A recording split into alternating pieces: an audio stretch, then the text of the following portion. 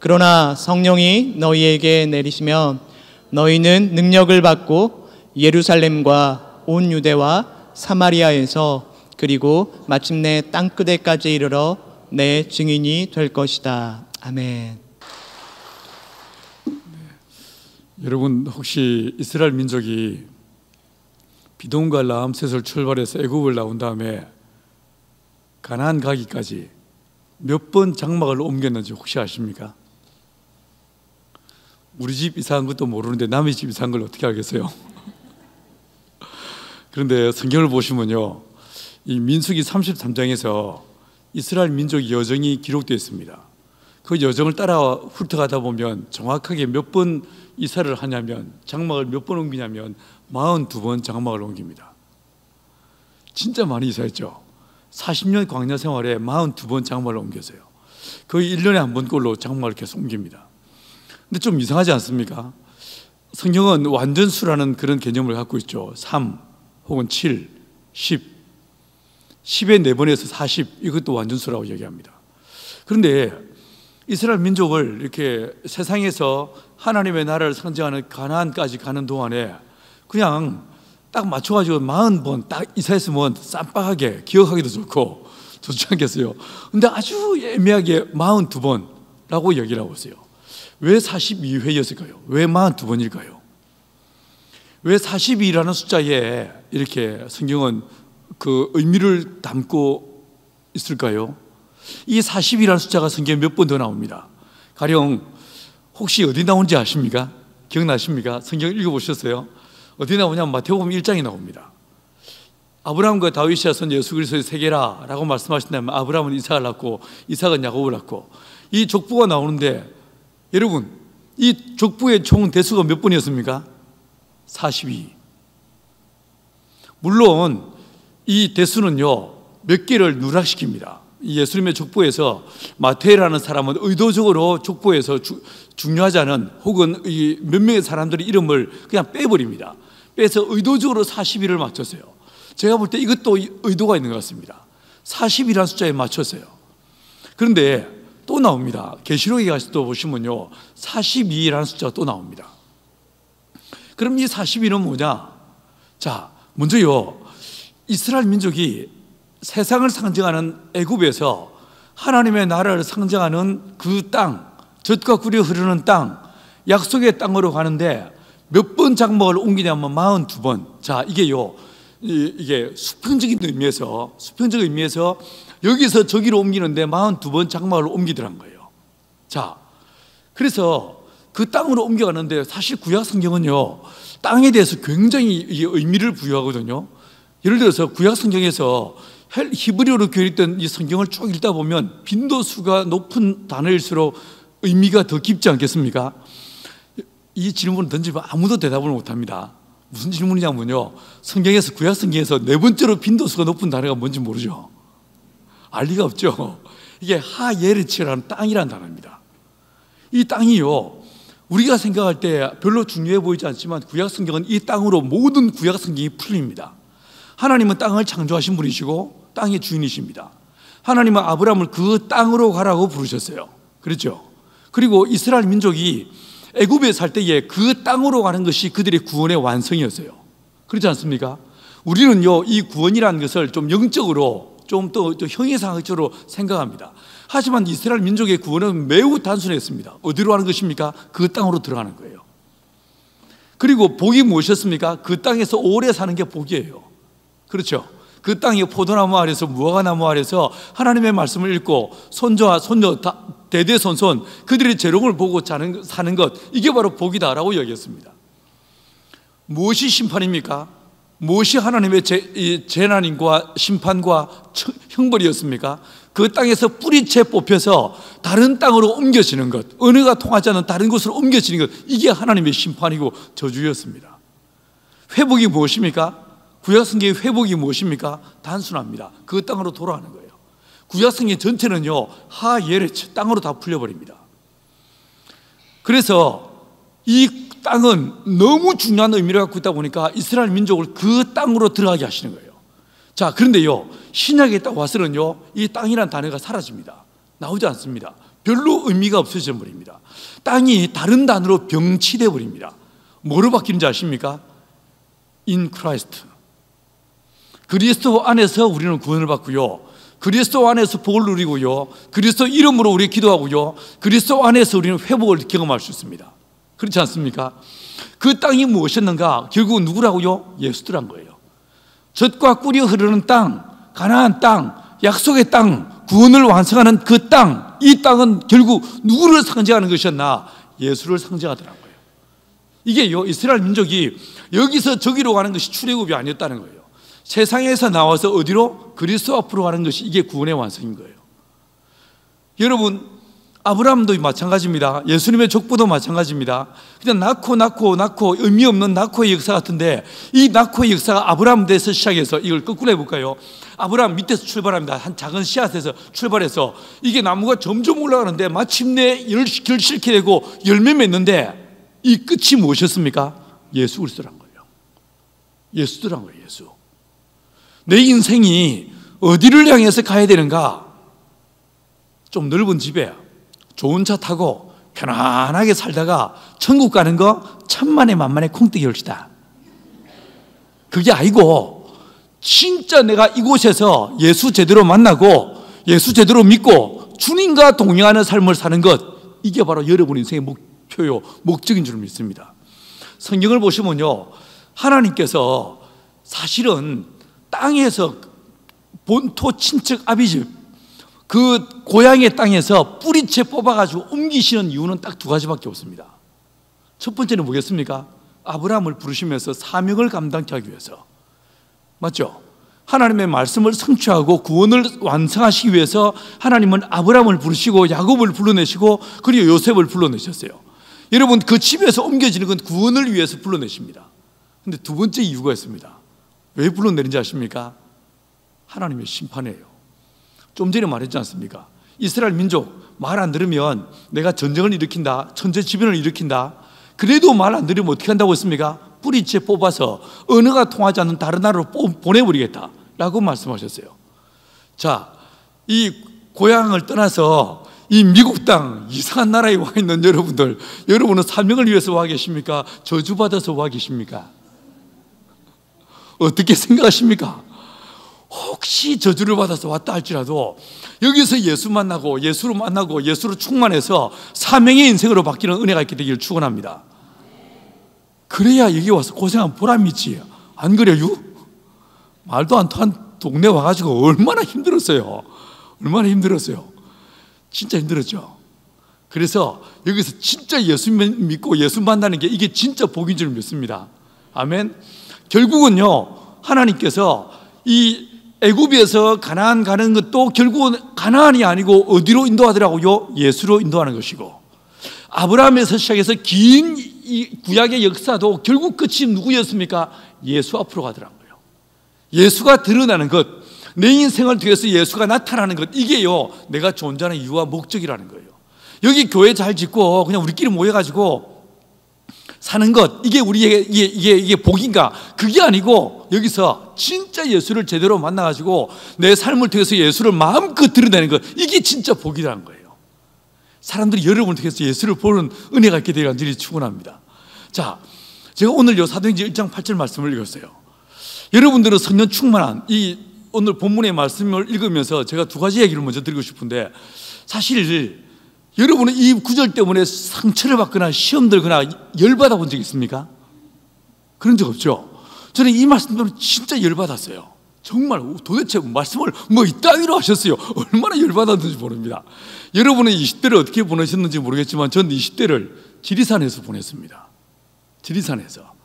30대는 속리산에서 보냈습니다. 이게 옛날 도사들이 뭐 어디서 몇 년 그랬는데, 저는 제 20대의 대부분의 시간을 지리산 골짜기에서 전도 개척하는 일을 했습니다. 대학교 1학년 겨울방학 때 지리산을 처음 알게 되었고, 그리고 그 예수 모르고 사는 교회도 없고 예수가 누군지도 모르는 그 동네 사람들, 그 아주머니들, 그 할머니들, 이분들을 내가 어떻게 정말 내가 알고도 만난 다음에 가만히 있을 수가 없었습니다. 그 대학 2학년 마치고 바로 휴학하고 그 지리산 내려가서 교회를 개척했습니다. 전도했습니다. 많은 사람들을 전도했습니다. 그러다 군대 갔다 온 다음에 나도 주님 공부라는 걸 좀 해와야 되지 않겠습니까? 공부할 테니까 주님 말리지 마세요 이랬는데, 군대 딱 제대할 무렵에 주님이 다른 지령을 내리셨어요. 너 서울에 있는 청년 대학생들을 불러 모아가지고 융단 폭격하듯이 지리산을 초토화시켜버리라, 이런 명령을 제게 내리셨습니다.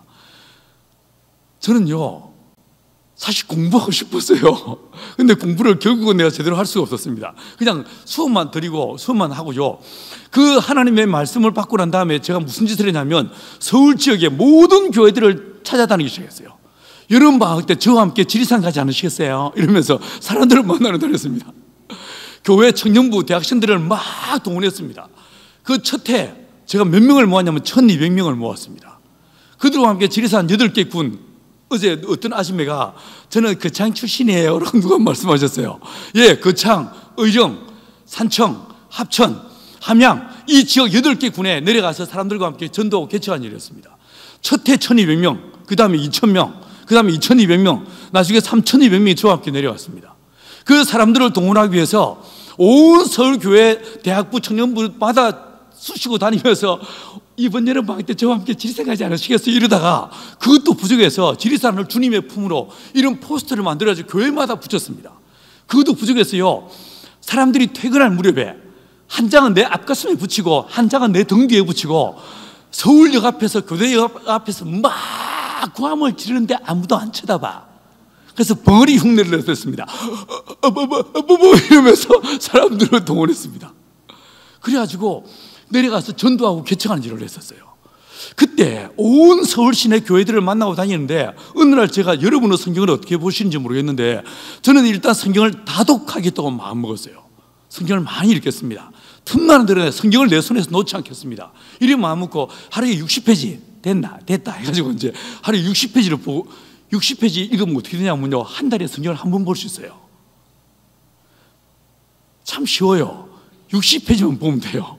그러면 하루 좀 남습니다. 이번에 내가 미국에 올 때는 이제 비행기 안에서 뭐 하겠습니까? 가만히 앉아서 뭐 하겠습니까? 성경만 보면 되죠. 사흘치를 한꺼번에 다 읽었어요. 근데 어느 날 이 성경을 보다가 사도행전 1장 8절 말씀을 딱 읽었어요. 저는 아직 이스라엘을 가본 적이 없습니다. 성지순례라는 걸 해본 적이 없습니다. 그런데 이스라엘 지도를 딱 놓고요, 한번 이 지명을 대입시켜 보십시다. 이스라엘은 남부와 중부와 북부로 이루어져 있습니다. 남부 지역을 뭐라고 부른지 아십니까? 유다라고 불렀습니다. 이 유다의 중심 도시가 예루살렘이었습니다. 그래서 예수님께서 오직 성령이 너희에게 임하시면 너희가 권능을 받고, 그 다음에 예루살렘과 온 유대와, 이 말은요 이스라엘의 남부 지역을 복음하라 라는 말인 거예요. 맞죠? 이 말 되는 것 같습니까? 그 다음에 당연히 중부 지역이 있겠죠. 중부 지역을 뭐라고 부르냐면요, 사마리아라고 불렀어요. 그러면 중부 지역 위에는 뭐가 있겠습니까? 북부 지역이 있죠. 이 북부 지역을 뭐라고 부르냐면 갈릴리라고 불렀어요. 갈릴리는요 농촌이었습니다. 어촌이었습니다. 요아킴 예레미야스라는 사람이 쓴 책을 보면 당시 예수님 당시에 이 갈릴리는 변방이었어요. 예루살렘에서 경제적으로, 정치적으로, 종교적으로 실패한 사람들이 야반 도주에서 가서 사는 동네가 이게 바로 갈릴리였어요. 갈릴리는 말 그대로요 변방이었습니다. 그러면 주님은 뭐라고 말씀하셨어야 되냐면, 예루살렘과 온 유대와, 그 다음에 사마리아와, 그 다음에 갈릴리와 땅끝이라고 하셨어야 되는 거예요. 맞지? 근데 주님이 이 갈릴리를 빼먹고 지도에도 없는 땅끝을 말씀하셨어요. 제가 순간 너무 확 열을 받았어요. 열을 받아가지고 근데 그걸 가라앉히고, 주님은 제대로 말씀하셨는데 이 인간들이 번역하는 과정에서 빼먹었나 싶어가지고 모든 번역본들을 다 봤어요. 사본들을 다 봤습니다. 어디에도 갈릴리가 없어. 어느 날 너무 내가 열받아가지고, 예수님 저 진짜요 이거 해도 너무한 거 아닙니까? 한국 교회가 농촌 선교 안 하는 건 다 당신 탓입니다. 뭔 말씀을 이따구로 하셨어요. 당신이 자라난 동네가 갈릴리인데 기왕 말씀하시는 거 사마리아와 갈릴리와 땅끝 했으면 이 서울에 있는 교회들이 농촌 선교도 했을 텐데 왜 이렇게 말씀하셨어요? 얼마나 따졌는지 모릅니다. 진짜 열받았습니다. 근데 어느 날 이 몇 날이 못 되어서 제 안에 있던 이 분노가 가라앉았어요. 왜 가라앉았을까요? 예수님께서 그 공생의 금쪽 같은 3년의 시간의 대부분을 어디서 보내십니까? 갈릴리에서. 맞죠? 사람들이요 이 누가복음 23장 마지막에 5절에서 보시면요, 사람들이 예수님을 마지막으로 참수할 때 뭐라고 이야기합니까? 이 사람은 갈릴리에서 시작하여 온 유대를 소동케 하고 라고 이야기하고 있어요. 사람들이 비아냥거리면서 놀리듯이 뭐라고 했습니까? 나사렛 예수, 갈릴리 사람 예수라고 얘기했어요. 여러분, 우리는 흔히 생각할 때 세상을 번역시키고 변화시키려면 당연히 그 중심으로 들어가서 중심을 변화시켜야 된다고 생각합니다. 도시가 중요하다고 생각합니다. 하지만 주님은요, 주님의 방식은 달랐어요. 주님은 어디서 시작하자면 갈릴리에서 세계 선교를 시작했어요. 맞죠? 시골에서 무지름뱅이 촌놈들 불러다가 그들과 함께 제자 양육하고 그들에게 귀신을 쫓고 병든 자를 치유하는 삶의 영역들을 보여주시고 그 다음에요, 그들 안에 하나님의 성령의 충만함을 주셔서 세상을 변화시키는 걸 보시게 됩니다. 세계 선교를 어디서 시작하는가? 뉴욕이 아니란 거예요. 시애틀도 아니고요, 이 포틀랜드를 촌동네라고 하면 여러분 열받으시란가? 이게 한국으로 하는 직항도 없는 이런 동네에 사는 여러분들, 이 동네에 있는 이 교회를 주님께서 성령으로 충만케 하셔서 이 미국을 변화시키고 세상을 변화시키고 한국을 변화시키는 은혜의 도구와 통로로 여러분을 사용하시게 되길 간절히 축원합니다. 아멘. 자, 하나는 문제를 풀어봤고요. 두 번째로요, 주님께서 사실은 이 뒤에 나와 있는 구절들은요, 그건 결과입니다. 그건 열매입니다. 이건 중요한 게 아닙니다. 진짜 중요한 게 있습니다. 오직 성령이 너희에게 임하시면 너희가 권능을 받고라고 했어요. 여러분은 성령 충만함을 경험해 보신 적 있습니까? 그때 어떠셨습니까? 그때 여러분에게는 어떤 두나미스, 어떤 권능이 임했습니까? 저는 사실 모태신앙이 아니라고 말씀을 드렸죠. 어제 제가 첫날 말씀드리기를, 저는 이제 이 딸만 셋이 있는 집안에 종갓집에 네 번째 사람으로 태어났는데, 제가 이제 저희 어머니가 아들 못 낳고 진짜 어려워하시다가 용한 절에 가서 100일 붉은 끝에 제가 태어났다고 했죠. 그리고요, 제 밑으로 남동생이 둘도 태어났어요. 3볼 3스트라이크 볼 카운트 아웃 시켰어요. 제가 이제 늘 절밥 먹고 스님한테 한자 배우고 이렇게 크다가 이제 고등학교 막 입학하기 직전에 제 친구 하나가 저를 전도했습니다. 교회를 한번 가보자 라고 했습니다. 그때 제가 그냥 교회를 갔어도 되는데, 제가 착한 아들이라 아버지한테 가서 아버지, 인수가 교회 가자고 하는데 한번 가봐도 되겠습니까? 라고 여쭈었습니다. 저희 아버지가 한참 말이 없으시다가 딱 한마디 하셨습니다. 살살 믿으라 이러셨습니다. 그래서 제가 살살 믿기로 하고 교회를 나갔습니다. 교회 나간 지 2달 만에 제가 예수님을 영접했어요. 그 교회 정말 작은 교회였습니다. 그리고 그 고등부 제 동기들 13명이 있었습니다. 고등부 다 합쳐봤자 한 30-40명 모이는 그런 고등부였어요. 목사 전도사도 안 계시고 집사님이 설교하시는 그런 교회 고등부였는데, 그 집사님이 진짜 성령 충만한 분이었어요. 이 교회 리더들처럼 정말 성령 충만한 분이었어요. 제가 지금도 그분의 설교가 몇 편 기억날 정도로 진짜 그분은 성령 충만한 분이었어요. 근데 어느 날 이분이 설교를 끝내시고 그냥 평소와 달리 이분이 뭔가 어떤 이렇게 대단한 감동이 있었는지 뭐라고 끝에 추임새를 넣으시냐면, 다 같이 두 손을 들고 주여 삼창하시고 다 같이 기도하시겠습니다 이러시는 거예요. 그리고 동시에 모든 사람들이 뭐라고 외치냐면 죽여라고 하는데, 제 귀에는요 죽여라고 들렸어. 죽여. 뭘 죽여? 이러는데 모두가 다 죽여 한 다음에 두 손을 들고 막 기도하는데, 모두가 다 사람들이요 한 1.5배속 혹은 1.75배속으로 말을 다다다다다 빨리 하기 시작합니다. 말을 빨리 하다가 갑자기 내 옆에 있는 저를 전도한 친구 입에서 이상한 소리가 나오기 시작하는 거예요. 랄랄랄랄랄 하는데 순간 정말 당황스러웠습니다. 근데 걔만이 아니고 대부분의 사람들이 다다다다 랄랄랄 막 하는데 진짜 이상한 꼭 깨구리 울음 소리 같은 이상한 소리를 막 내기 시작하는 거예요. 저는 너무 당황스러워 눈을 뜨고 쳐다봤습니다. 봤는데 이게 뭐지? 이게 사입인가? 이게 이단인가? 이게 뭐지? 정말 당황스러웠는데 끝내고 나서 이제 물었습니다. 제 친구한테, 인수야, 아까 기도할 때 너 뭐 했어? 이렇게 물으니까 뭐 기도했지? 아니 그게 아니고 깨구리 소리 내는데 그게 뭐야? 라고 하니까 몰라? 그거 방언이야 이러는데, 원매 기주가 그 순간에 그애와 나와의 무한한 영적 차이가 확 느껴졌습니다. 아, 이게 뭔가가 있구나 이런 생각이 들었습니다. 그거 어떻게 하면 하는데 언제 그런 말이 나와? 라고 물으니까 그거 성령 충만함 받으면 나오는 거야 라고 얘기하는 거예요. 그래서 너무 궁금해가지고 제가 집사님을 찾아갔습니다. 집사님, 저도 방언 받고 싶은데 어떻게 하면 되겠어요? 라고 물었습니다. 그분이 키가 좀 크신 분이었는데 키 큰 사람은 원래 좀 싱겁지 않습니까? 이분이 씩 웃으면서 뭐라고 하냐면 강동진, 너 방언 받고 싶어? 가르쳐줄까? 이러시더니 뭐라고 하냐면요, 쉽지, 할렐루야를 쉬지 않고 1시간 동안 계속 해봐 이러더라고요. 제가 볼 때 별로 어려워 보이지 않았어요. 예, 제가 한번 해보겠습니다 라고 말씀드리고, 그 주 토요일 날 내가 집에서 그 짓을 하면 이 자식 교회 나가다 미쳤나 이렇게 이야기를 들을까 봐 그 주 토요일 날 오후에 산으로 갔습니다.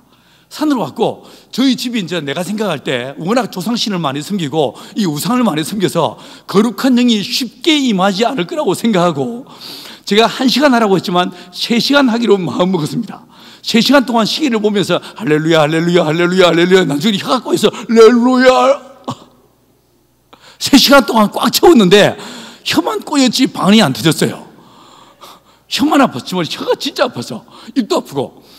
이제 주일날 예배 끝나고 나서 다시 집사님 찾아가서, 집사님 해봤는데 안 되던데요? 이렇게 말하니까 1시간 해봤나? 아이고 집사님 제가 3시간 했습니다 라고 하니까 이분이 뭐라고 하시냐면, 내가 남들한테 절대 안 가르쳐주는 비법이 있는데 해볼래? 이러시더라고요.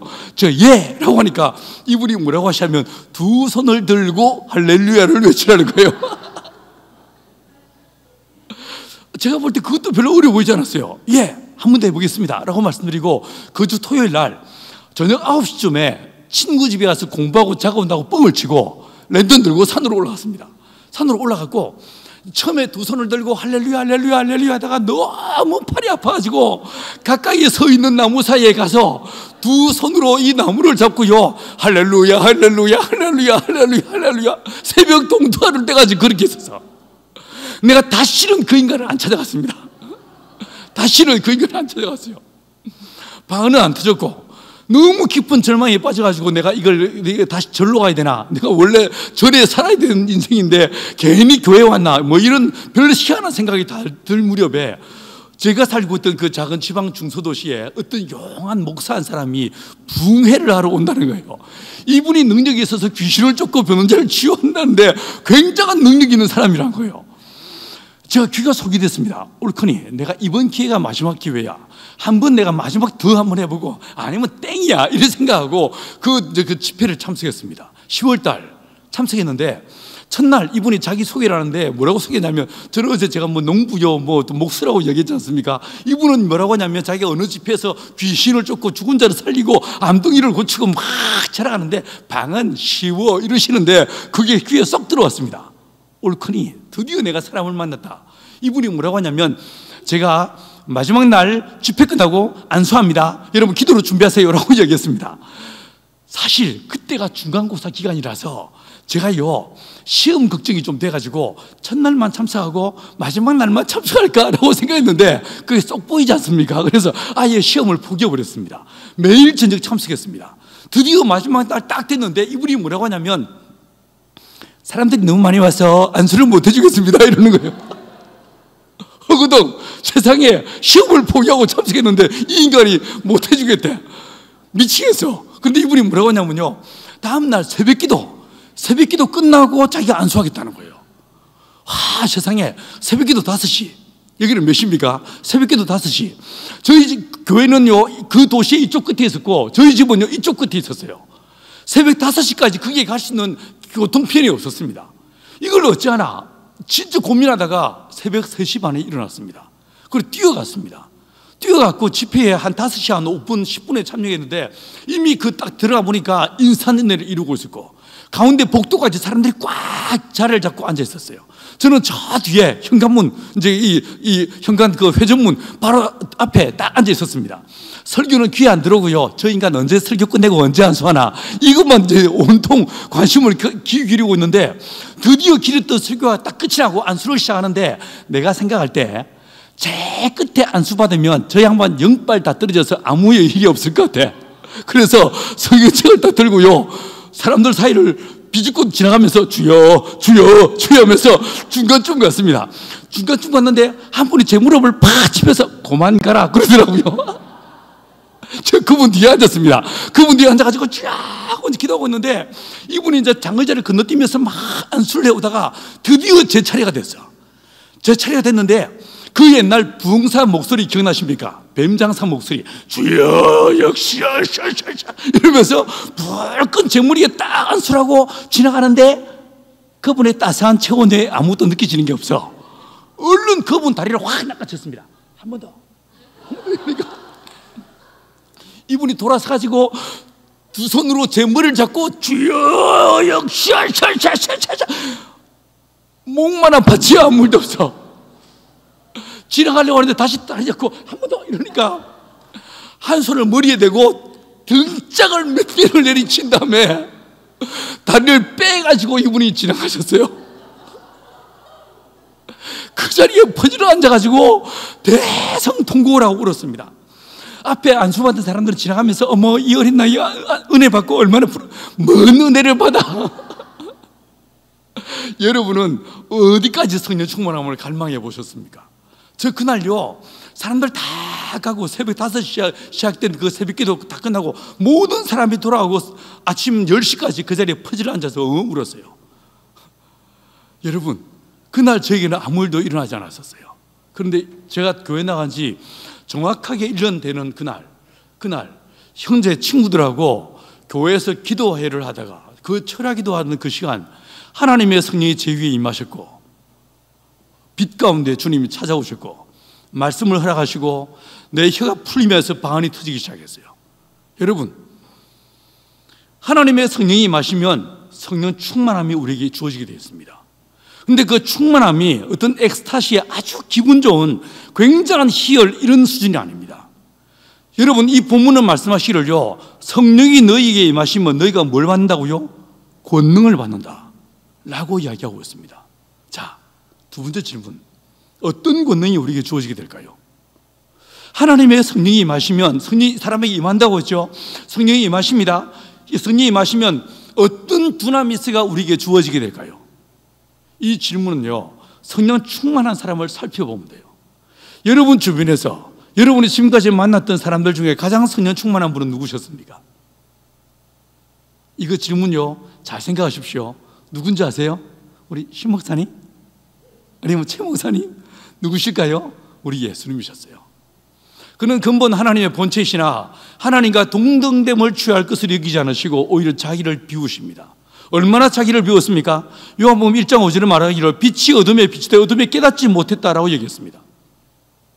어떻게 어둠 가운데 빛이 비치는데 어둠에 깨닫지 못할 수 있습니까? 여러분 집회 끝나고 집에 갈 때 전조등을 켜죠. 이 불빛이 얼마나 멀리 얼마나 밝게 비춥니까? 어떻게 빛이 비칠 때 어둠에 못 볼 수 있습니까?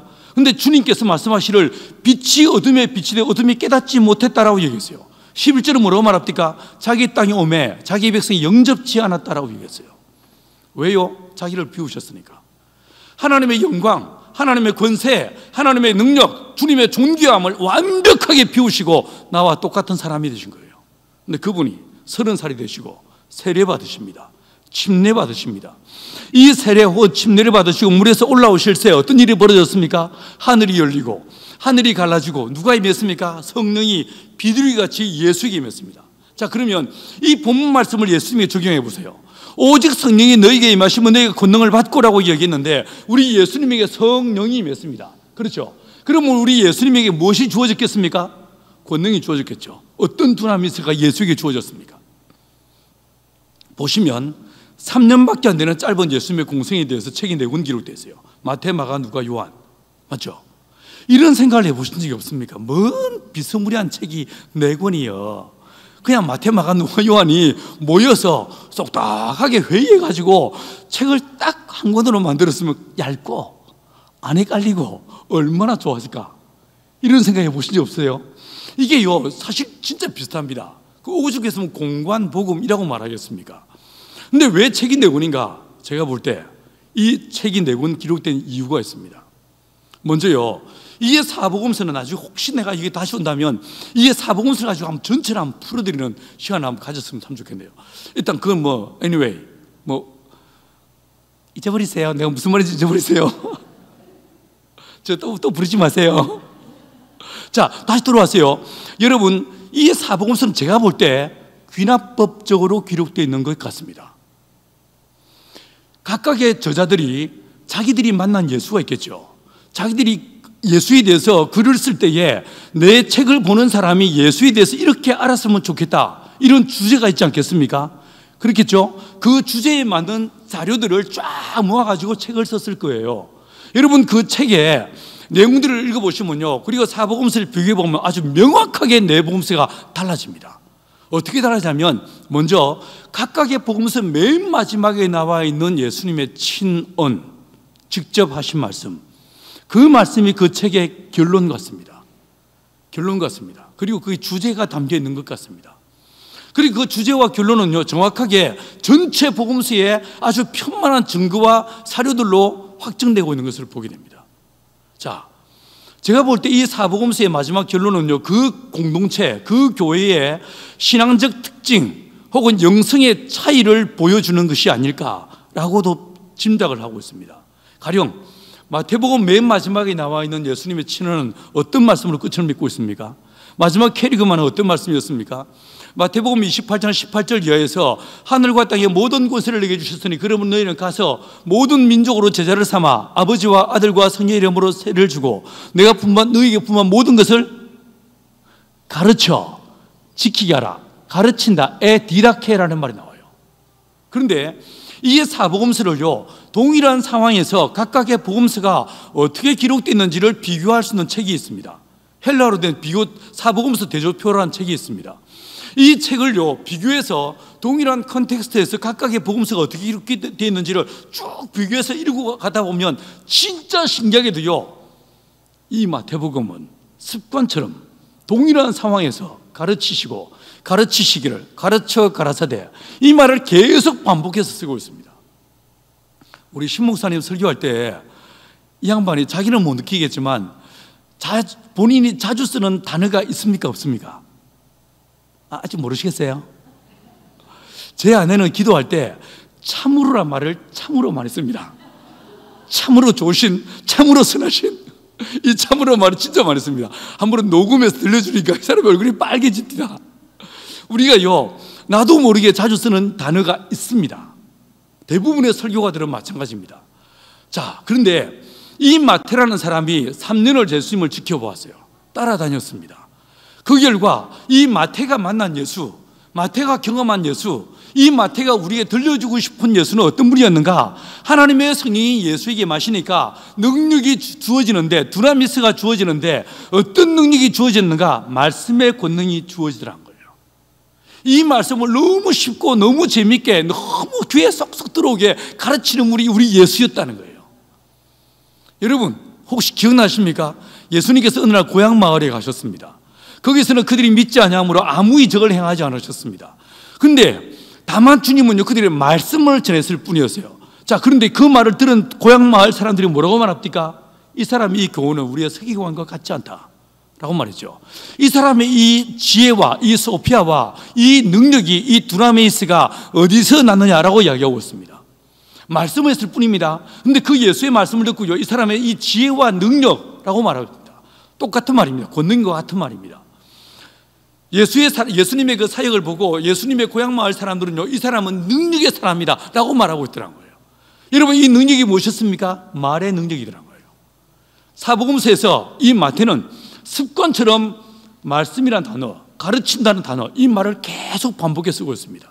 여러분, 기억하시는 대로 이 마태라는 사람이 책을 쓸 때에 이 마태가 염두에 둔 독자, 그 사람이 생각한 독자는 누구였습니까? 유대인들이었습니다. 그렇죠? 유대인들은 어렸을 때부터 늘 구약을 읽던 사람이었습니다.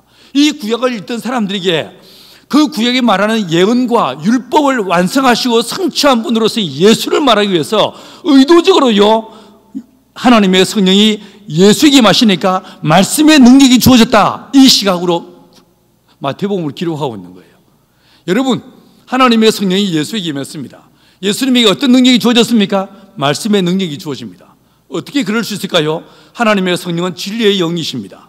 하나님의 성령, 그분이 우리에게 임하시면 우리 안에 진리를 깨닫게 하십니다. 예수의 말씀이 기억나게 하십니다. 예수의 말씀이 믿어지게 하십니다. 주님 그렇게 말씀하셨죠. 그 성령이 예수에게 임하시니까 말씀의 권능이 주어지더란 거예요. 그래서 그 말씀으로 사람들에게 하나님이 어떤 분인지, 하나님 뜻이 무엇인지, 하나님의 나라가 무엇인지를 명확하게 보여주시더란 거예요. 자, 예수님만 그랬습니까? 아닙니다. 사도들이 오순절날 성령의 충만함을 받았습니다. 이 사도들이 어떻게 바뀝니까?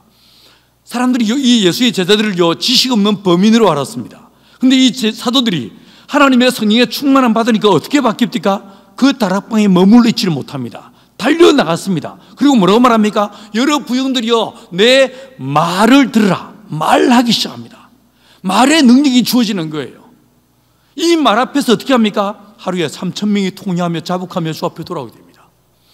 동일하게 저와 여러분에게 성령이 임하시면 우리 안에 어떤 권능이 주어지는가? 말씀의 능력이 주어지는 거예요.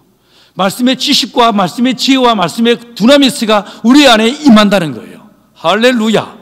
그래서 이 말씀이 믿어지게 하십니다. 이 말씀이 이해되게 하십니다. 이 말씀이요, 마치 우리가 퍼즐을 맞추듯이 1000개의 퍼즐을 맞춰가지고 이 그림을 완성시키는 것처럼요, 내가 전도하다 보면, 말씀을 가르치다 보면, 혹시 여러분 전도할 때 이런 경험 없으세요?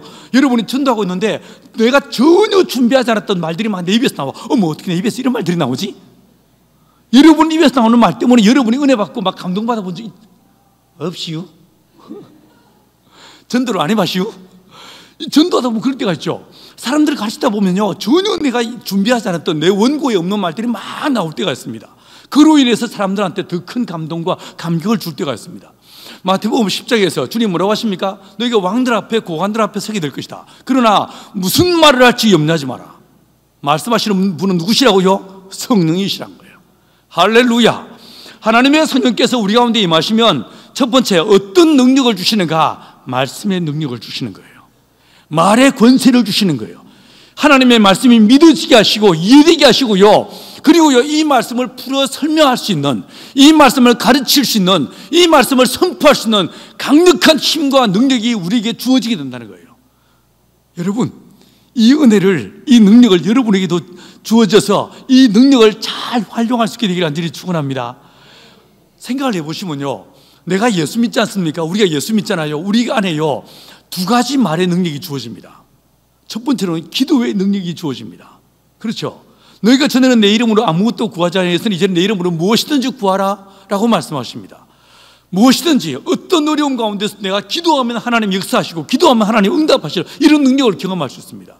제가 보훈에 있다가 의성으로 나올 때, 보훈은 처음에 시작할 때 저희들이 갖고 있던 전세금 혹은 집 한 돈, 이런 돈으로 집을 짓고 또 뭐 사업을, 비즈니스를 일으킬 수 있었습니다.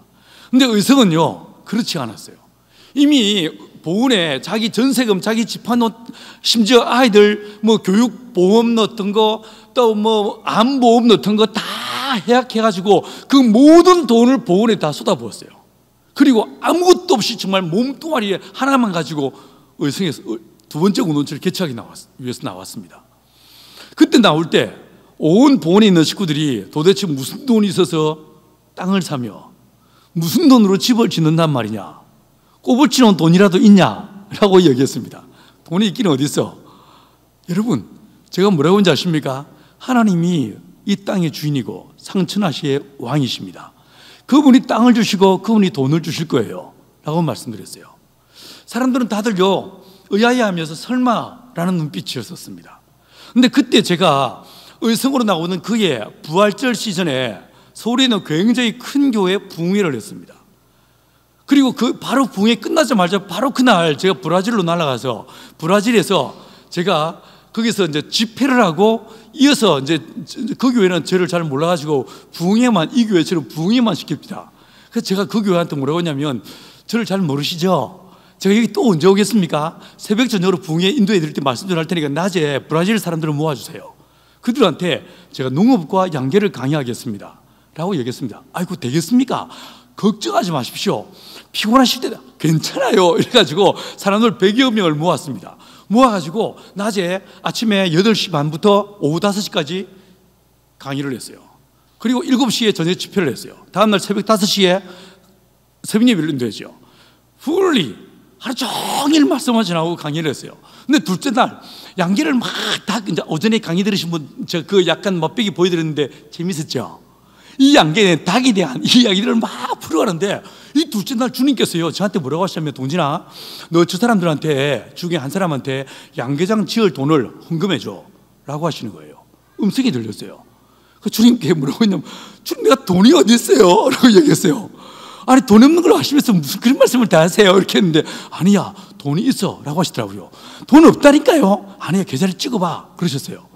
계좌를 찍어보니까 그 제가 막 부흥했던 그 교회에서 사례비를 계좌에 저시켰더라고요. 상당한 돈이 들어와 있었습니다. 저는 저 사례비를 받으면 몽땅 교회에 다 냅니다. 그런데 주님이 이걸 여기 있는 사람한테 주라고 하니까 식구들한테 단톡방에다가 이제 이야기를 했습니다. 하나님 이런 말씀하시는데 어떻게 할까요? 라고 말하니까 뭐 네가 번 돈 네가 쓰는데 뭐 내가 뭘 어떻게 하겠어? 라고 하면서 이제 그렇게 쓰라고 했습니다. 그 돈을 헌금했습니다. 그 돈을 이제 드렸는데 그 브라질에 있던 그 교회 장로님들이 집사님들이 눈이 휘둥그레졌습니다. 다들 뭐라고 하냐면 제가 모태신앙으로 평생을 교회 다니는데 강사가 와가지고 지가 받을 사례비보다 더 큰 돈을 헌금하는 경우는 처음 봤다. 우리는 이렇게 사례비를 못 드립니다. 뭐 이런 얘기를 막 하는 거예요. 그러니 뭐 아니 하나님 드리라고 했어요. 나도 사실 아까운데 드리는 거예요. 이게 빠졌어요. 근데 그 중에 한 분이 몇 달 지난 다음에 내가 한국 갈 일이 있는데 그때 의성을 가봐도 되냐라고 이야기하셨어요. 예 오십시오. 제가 밥은 못 드리지만 브루스타에 물 끓여가지고 믹스커피는 한 잔 대접하겠습니다 라고 먼저 말씀을 드리고 웰컴을 했습니다. 몇 달 지난 다음에 내가 잊을만한 무렵에 그분이 찾아왔습니다. 여러분 그분이 찾아와서 여러 많은 이야기 끝에 딱 뭐라고 하시냐면 태평양을 건너오는데 하나님께서 자기한테 너 가서 강동진 목사에게 묻지도 말고 10만 불을 헌금하라 라고 하시더래요.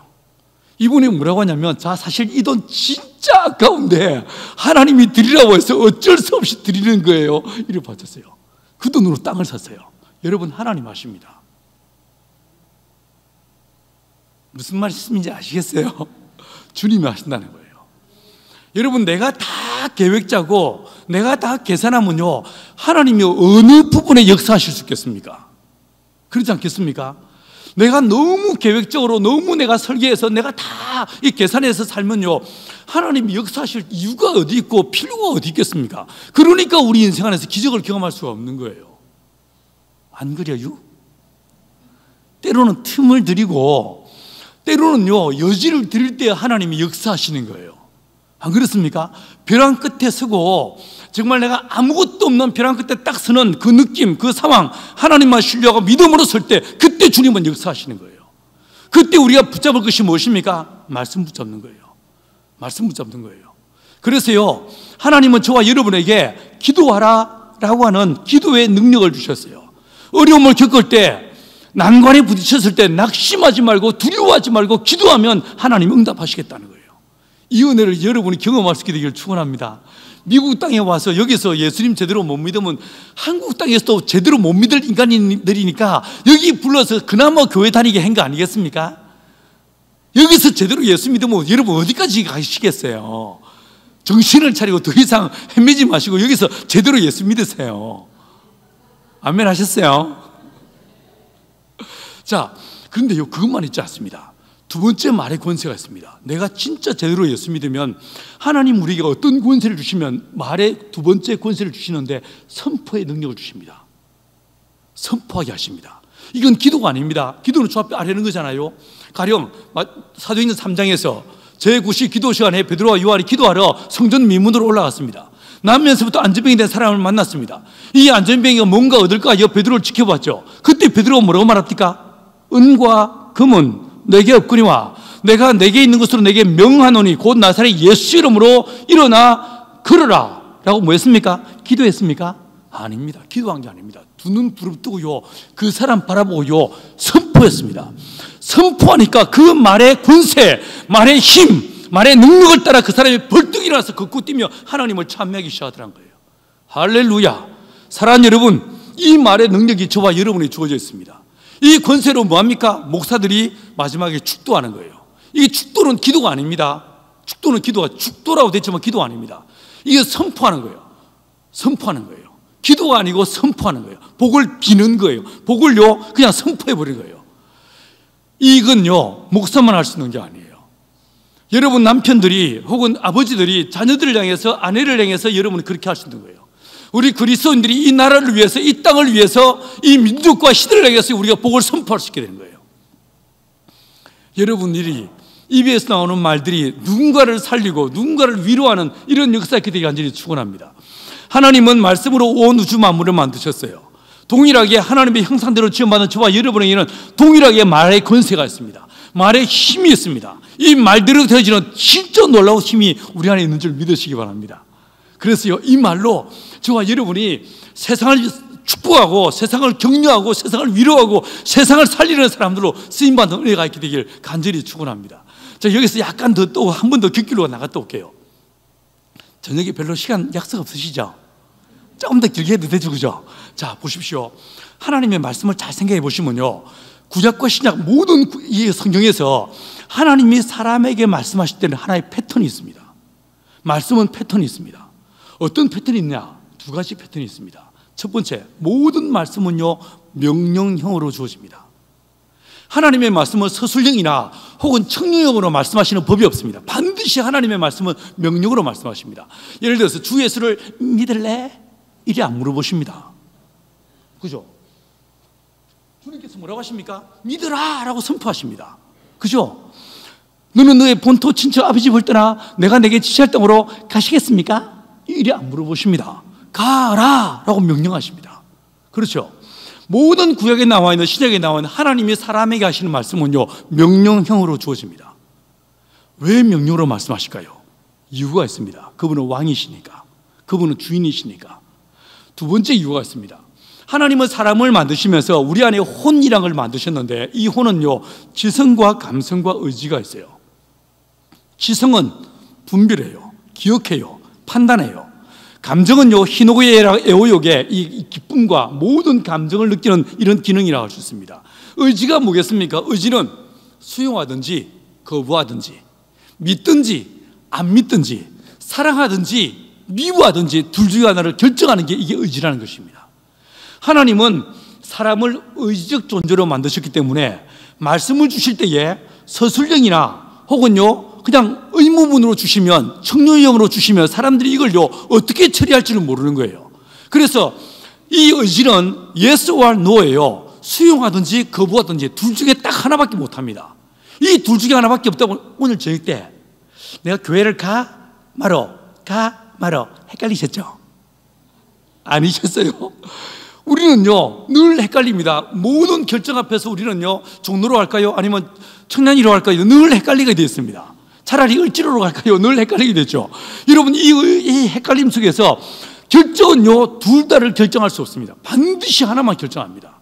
이 결정을 누가 합니까? 내 의지가 하는 거예요. 하나님은 이 의지를 만드셨기 때문에 말씀을 주실 때에 명령형으로 주시는 거예요. 그래서 인류가요, 80억이 되고 90억이 되고 100억이 되더라도 하나님은 사람을 판단하시는데 전혀 헷갈리지 않으실 거예요. 딱 둘로 나눠집니다. 말씀을 수용한 사람과 말씀을 거부한 사람, 말씀을 믿는 사람과 말씀을 믿지 않는 사람, 예수를 믿는 자와 예수를 믿지 않는, 딱 둘로 나눠지는 거예요. 맞죠? 양과 염소 정확하게 둘로 나눠지는 거예요.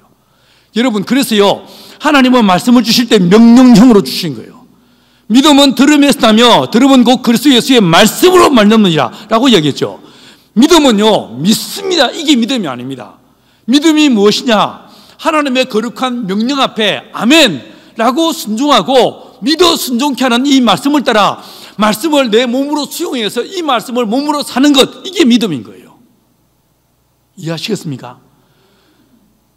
말씀을요, 명령으로 주신 이 말씀을 아멘, 렛설 딱 받아들인 다음에 그 말씀을 몸으로 살아갈 때 이걸 순종이라 말하고 이걸 믿음이라 말하는 거예요. 말씀이 묵상으로 메디테이션으로 끝나면요, 이건 믿음이 아닙니다. 생각으로 끝난다, 이 믿음이 아닙니다. 이 말씀은 명령형으로 주어졌기 때문에 이 중에서 남자들, 군대 갔다 오신 분들, 여러분이 볼 때 제가 군대 갔다 온 인간으로 보입니까? 아니면 방위? 아니면 면제? 제가 이래봬도 병장 출신입니다. 군대는요, 까라면 까는 거예요. 그죠? 무조건요, 그 말씀에 순종해야 되는 거예요. 그래서 마태복음 8장에서 백부장이 뭐라고 말합니까? 내 수하에도 사람들이 있어서 이걸 하라면 하고 저렇게 하면 하라면 합니다. 말대로 합니다. 주여, 주님도 내 하인에게 말씀만 하고 없어서라고 이야기합니다. 그렇죠? 이게 바로 말씀의 능지인 거예요. 무엇이 믿음이냐? 하나님의 거룩한 명령을 아멘으로 수용하고 그 명령에 나를 쳐서 복종시킬 때 이걸 믿음이라고 이야기하는 거예요. 자, 첫 번째로요, 말씀은 명령으로 주어지고 이 명령으로 끝나자고 두 번째 패턴이 따라옵니다. 뭐가 따라오는 줄 아십니까? 약속이 따라옵니다.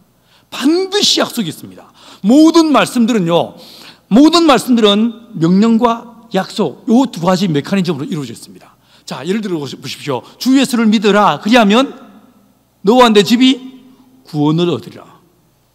약속이 나오는 거예요. 너는 너의 본토 친척 아버지 집을 떠나 내가 내게 지시할 땅으로 가라. 그리하면 내가 너를 복의 근원으로 삼겠다. 너를 창대케 하겠다. 하나님 약속이 나오는 거예요. 여러분, 무엇이 믿음이라고요? 명령에 순종하는 거예요. 기도가 무엇이겠습니까? 기도는요, 내 소원을 막 아뢰는 게 기도가 아니에요. 진짜 기도가 뭔지 아십니까? 하나님의 명령에 순종하면서 그 뒤에는 약속을 붙잡고 요구하는 것, 이게 기도인 거예요. 왜 우리의 기도가 응답되지 않는가? 명령에 순종하지 않으면서 약속을 제대로 모르고 그냥 내 소원과 간구를 주절주절 아뢰니까 우리 안에 역사가 나타나지 않는 거예요. 명령에 순종하고 그 뒤에는 약속을 딱 붙잡고 주 앞에 요청하는 거예요. 주여, 내가 지치고 상하여 수고하고 무거운 짐자들 다 내게로 오라신 말씀을 따라 이 시간 내가 주 앞에 왔습니다. 약속하신 쉼을 내게 허락해 주십시오. 이게 기도인 거예요. 이해하시겠습니까? 제가 그 예수 믿고 난 다음에 성령 충만함 받고 난 다음에 그 다음부터 저희 집에서 핍박이 시작됐습니다. 저희 집 종갓집이라고 말씀드렸죠. 저희 집에 1년에 제사가 한 13번 정도 있었던 것 같습니다. 제가 중손이니까 당연히 할아버지 옆에 딱 서서 제사 때 절을 하는데 그 성령 충만함 받고 나니까 아무도 내게 제사 때 절하지 마라 이 말 한 적이 없지만 내가 절을 하면 안 되겠습니다. 그래서 우두커니 서 있었습니다. 처음엔 저희 아버지가 이 자식이 빨리 일어났나? 절하고 빨리 일어난다 이렇게 생각하셨다가 이게 절하고 일어날 때마다 계속 서 있으니까 딱 끝나고 난 다음에 이 자식이 미쳤나? 교회 나가더만 이게 확 때려 죽이불라 한 번만 더 해봐라. 내 다리 뭉댕이를 분질러 죽이분다라고 이야기하셨습니다. 저희 아버지 저와 달리 진짜 덩치가 크신 해병대 출신이셨습니다. 진짜 무서운 분이었습니다.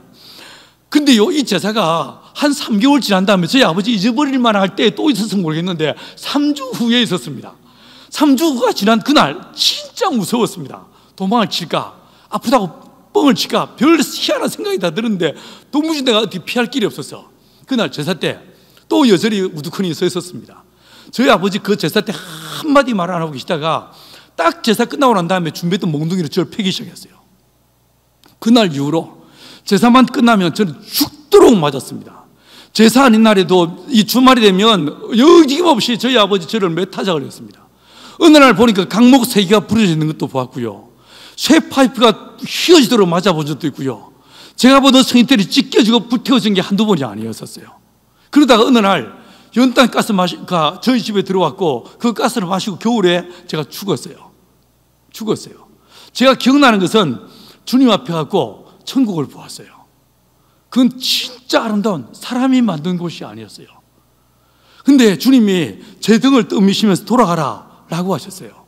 저희 할아버지가 의사셨는데 제가 죽었다는 사망 진단을 내리시고 이불 호청을 뜯어서 제 위에 덮어놨었어요. 그리고 제가 딱 깨어났습니다. 그 이후로 저를 안 때리십니다. 혹시 고난과 핍박이 있으십니까? 한번 죽었다 살아보세요. 그 이후로 안 때리십니다.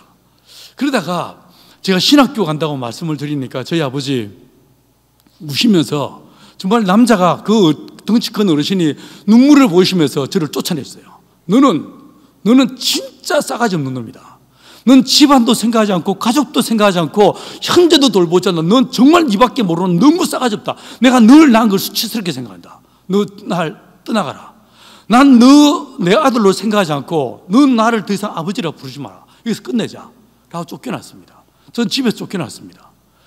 집에서 쫓겨나서 신학교를 가면서 주님 앞에 버스 타고 올라가는 길에 제가 주 앞에 3가지를 기도를 드렸습니다. 주님, 이 3가지 never, 절대 기도 안 합니다. 첫 번째, 저희 이건 따라하지 마세요. 저희 6남매와 우리 부모님의 구원을 위해 절대 기도 안 합니다. 절대 기도 안 합니다. 대신에 내 젊음을 바쳐서 내 민족과 내 결에게 복음을 전하는 일에 내 삶을 드리겠습니다. 라고 서원했습니다. 그래서 아까 말씀드린 대로 지리산 골짜기에 저는 20대를 보냈던 것입니다. 근데 지금요, 저희 6남매 중에요 3명이 목사예요. 선교사가 1명 있어요. 저희 외가 친가 다 예수 믿게 만드셨어요. 하나님 살아계십니다. 진짜 주님은 선하십니다. 두 번째로요, 아시면 왜 그러세요? 예. 끝나고 난 다음에 하나님께만 박수 치시면 돼요. 두 번째, 주여 내가 결혼 후에 절대로 기도 안 합니다. 아무나 주시면 데리고 살겠습니다. 뭐 키는 몇 센치, 몸무게는 이따위 기도 절대로 안 합니다. 아무나 주면 데리고 살겠습니다. 이런 마음으로 살았습니다. 나는 오로지 주의 몸된 교회 어린 양의 신부를 위해서 내 삶을 드리겠습니다 라고 서원했어요. 저희 부모님, 저희 집안 쫄딱 망한 집안이라 내가 판검사 못 될 거 아시니까 의대 가서 의사 돼서 돈 많이 벌어서 집안을 일으키라고 늘 어릴 때부터 귀에 못씹어 기도를 말씀하셨는데 그걸 거부하고 내가 신학교를 갔었어요. 그런데 어느 날 의대에 나온 여자가 저를 좋아서 따라다녔어요. 프로포즈도 그 아줌마가 먼저 했습니다. 어쩔 수 없이 제가 결혼해줬어요. 그 집안요, 저희 장인어르신요 전국 원불교 평신도 회장님이었습니다. 전라북도 익산 얼마나 격렬한 반대가 있었겠습니까? 내가 눈에 흙이 들어가지 않는 이상은 절대로 이기로 안 된다 뭐 난리가 났었습니다. 여러분, 근데 그분요 결국 제 한마디에 설득 앞에 그냥 항복하시고 제게 딸을 주셨어요. 그래서 결혼했습니다.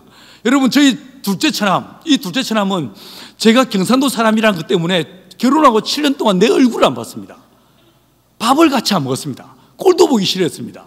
근데 그분이요 결혼한 지 10년 동안 애가 없었어. 7년 지난 어느 날 저희 집에 정말 우연한 기회에 오게 됐고 그 7년 만에 만난 겸상한 그 자리에서 3시간 반 동안 복음을 전했어요. 복음을 전했고 딱 마지막에 형님 이 시간 예수님을 영접하시고 이 시간 기도를 받으시면 하나님이 역사하사 태를 여시고 자녀를 주실 것입니다. 못 먹어놓고 그냥 선포해버렸어요. 선포해버렸어요. 이렇더만 이분이 그 부부가 딱 제 앞에 무릎을 꿇고 기도를 받았습니다. 벌끈 기도했죠. 세게 기도했는데 1년 후에 애가 태어났어요. 애가 태어났어요. 지금 그 양반요 장로가 됐습니다. 그리고 2년 후에 아들이 태어났어. 얼마나 저한테 잘하는지 몰라요. 여러분, 못 먹어도 구해요. 일단 선포하는 거예요. 여러분, 주님께서 저와 여러분에게 기도의 능력만 주신 것이 아니고 이 말을 선포하는, 내 입에서 나오는 말들을 하나님 결코 놓치지 않으시고 이 말들을 이루어지게 만드시는 이런 능력을 여러분이 주셨다는 거예요. 사랑하는 여러분, 하나님의 성령이 우리 안에 임하시면 첫 번째, 말씀의 능력이 주어진다는 거예요. 이 능력으로 사람들을 변화시키고 예수를 알게 하고 예수를 믿게 하고 이 땅을 복되게 만드는 이런 말로 사람들을 변화시키고 시대를 변화시키는 사람들로 여러분을 사용하기를 원하시는 거예요. 이 은혜가 여러분에게도 있게 되기를 간절히 축원합니다. 두 번째, 마가는 무슨 말하고 있습니까? 마가복음 맨 마지막에 나와 있는 예수님의 캐리그마, 어떤 말씀으로 끝을 맺고 있습니까? 마가복음 16장 17절 이하를 보시면요 무슨 말씀이 나오냐면 믿는 자들에게 이런 표적이 따르리니 저희가 내 이름으로 귀신을 쫓아내며 새 바늘 말한 뱀을 집으며 무슨 독을 마실지라도 해를 받자냐며 병든 자에게 손을 얹은 적 나음이 있으라 라고 말씀하십니다. 여러분, 무슨 말 같습니까? 이적과 표적에 대한 얘기죠. 기적에 대한, 미러클에 대한 이야기입니다. 자, 그러면요 먼저 살펴볼 게 예수님께서 행하신 이적들을 카테고리로 나누어 보면 크게 5가지로 구분되어집니다. 죽은 자를 살리는, 병든 자를 치유하는, 귀신을 쫓는, 그리고 자연 이적이라고 해서 오병이어 바람과 파도를 잠잠케 하는 이런 이야기들. 마지막 5번째, 징벌 이적이라고 무화과나무를 뿌리채 말려 죽이는 사건이 있습니다. 자, 이 5가지로 구분되는 이 이적이 어느 책에 제일 많이 나올까요? 마가복음이에요. 진짜 신기합니다. 여러분이 아신 대로 마가복음은 정말 짧은 책입니다. 여러분, 총 몇 장까지 있습니까? 16장까지. 총 절수가 몇 절인지 혹시 아세요? 678절. 누가복음에 거의 반밖에 안 됩니다. 1178절에 누가복음이 거의 반밖에 안 되는 짧은 책입니다. 그런데 그 안에 가장 풍성한 이적과 표적을 다루고 있어요.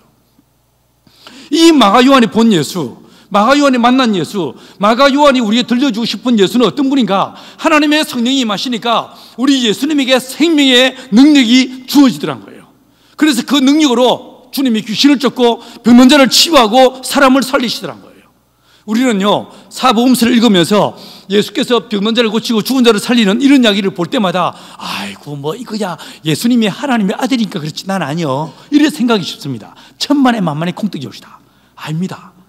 주님은 하나님의 본체이셨으나 하나님과 동등됨을 여길 것으로 취하지 않으시고 완벽하게 자기를 비우셨어요. 그리고 누가 예수에게 임했습니까? 성령이 임하셨어요. 그 성령의 두나미스로 성령의 능력으로 예수님이 귀신을 쫓고 병든 자를 치유하신 거예요. 이해하시겠습니까? 이 예수의 행하시는 이적을 보고요 사도들이 웜에 부러운 거 이랬죠. 주님 뭐라고 하십니까? 부러워하지 마라. 하나님께서 능력으로 역사하시면 너희는 이보다 더 위대한 일을 하게 될 것이다 라고 말씀하십니다. 실제로 오순절날 사도들이 성령에 충만한 바들이니까 사도들이 어떤 삶을 삽니까? 이 사도들로 말미암아 기사와 표적이 많이 일어났다. 심지어 이 사람들의 그림자만 스쳐 지나가도 병원자들이 벌떡벌떡 일어났다고 말하고 있습니다. 그렇죠? 이 사람들이요 자기의 호주머니에 있던 손수건에 앞치마에 입김을 불어넣고 병자 위에 올리면 그대로 벌떡벌떡 일어났더라는 거예요. 여러분 이런 구절들 읽으면 열받지 않으세요? 뭐요 시방? 뭐 베드로는 예수님의 심장에 피로 구원받고 나는 뭐 예수님의 발가락 끝에 있는 피로 구원받았습니까? 왜 내게는 아무 일도 일어나지 않는 거예요? 열받지 않으세요? 저 진짜 열받았습니다. 주여 내게도 이런 일이 있게 하십시오. 할렐루야. 우리 이 지저스 빌리지 커뮤니티 안에도 이 빌리지 교회 안에도 그러면 이걸 우리말로 하면 촌교회입니까? 촌동네 교회입니까? 여러분 마을이나 촌이나 여러분 이 촌동네 사람들도 하나님의 성령의 충만함을 입어서 여러분이 모여서 예배할 때마다 스몰 그룹 모임을 할 때마다 주의 성령이 역사하시면서 병든 자가 치유되고 귀신이 떠나가고 문제가 해결되는 이런 은혜가 있게 되길 간절히 축원합니다. 할렐루야. 가끔 이런 일도 있어야 뭐 예수 믿는 맛이 나죠. 백날 교회 다니는데 아무 일도 없어. 열받지 않으세요? 본전 생각나지. 나도 11조하고 너도 주일은 금하고 다 하는데 아무 일도 없어. 열받지 않으세요? 주의 역사하사 내게도 이런 일이 있게 하여 주옵소서. 거룩한 질투심이 여러분 안에서 불타오르게 되길 축원합니다. 주여 역사하사 내게도 우리 교회 안에도 이런 일이 있게 하여 주옵소서. 할렐루야. 가끔 교회에서 이런 일도 있어야 예수 믿는 맛이 나죠. 안 그래요? 맞죠? 그래요. 여러분 저희 아버지요 끝까지 예수 안 믿었습니다. 끝까지 예수 안 믿으셨는데 저희 어머니 제가 결혼할 무렵에 저희 어머니가 암, 사기, 비 이제 더 이상 병원에서 손댈 수 없다. 한 달 남짓 살 거다 라고 말하고 집에서 아예 집으로 모시고 가라고 했습니다. 그 어머니를 병원에 모시고 왔습니다. 병원에서 집으로 모시고 와서 이제 마지막 죽임을 앞에서 어떻게 할까 고민하다가 그냥 보내기에 너무너무 마음에 원통함이 있었어요. 그래서 유남매를 다 모았습니다. 3일 금식을 같이 했습니다. 같이 금식하고 마지막 날 기도하는 중에 하나님이 역사하셔서 저희 어머니 몸에 있던 암덩어리가 뿌리채 뽑혀서 빠져나왔고 어머니가 회복되셨어요. 이 모습 보시고 저희 아버지 예수 믿게 되셨어요. 가끔 이런 일도 있어야 예수 믿는 맛이 나죠. 맞죠? 여러분 이 교회, 이 총동네 교회도 이런 역사들이 계속 있게 되기를 간절히 축원합니다. 아멘, 아멘. 하나님의 성령이 마시면 두 번째 어떤 두나미스가 주어지는가? 생명의 능력이 주어진다는 거예요. 그 따르는 표적으로 복음을 힘있게 전하게 되고 그 결과 많은 사람들이 예수를 믿게 되더라 라고 말하고 있는 거예요. 여러분 이런 일들이 여러분 안에 여러분의 인생 안에 흔하게 경험되어지게 되길 간절히 축원합니다. 세 번째 누가는 무슨 말하고 있습니까? 누가복음 맨 마지막에 나와 있는 예수님의 캐리그만은 어떤 말씀입니까? 누가복음 24장 49절 이하에서 보시면요 볼지어다 아버지의 약속하신 바 위로부터 능력으로 입혀올 때까지 너희는 일생에 머물라 라고 말씀하십니다. 무슨 말 같습니까? 어떤 말인지 모르겠죠. 저도 잘 모르겠어요. 그런데 누가는 누가복음만 쓰지 않았습니다. 책을 한 권 더 썼습니다. 어떤 책이었습니까? 사도행전 1장 4절에서 보시면 이 말씀이 그대로 반복됩니다. 반복돼 나오는데 1장 14절을 여러분이 잘 알고 있는 1장 14절을 보시면요 예수의 제자들이 예수의 모친과 아울러와 더불어 함께 모여서 뭐 했습니까? 전혀 기도에 힘쓰니라. 너희는 이 성에 머물라 스테이하라고 말씀했는데 이 말을 사도들은 어떤 말씀으로 이해했는가? 기도하라 라는 말씀으로 이해했다는 거예요. 자 그러면요 기도라는 단어, 간구라는 단어 이 단어를요 마태마가 누가 요한복음에서 다 다 찾아봤어요.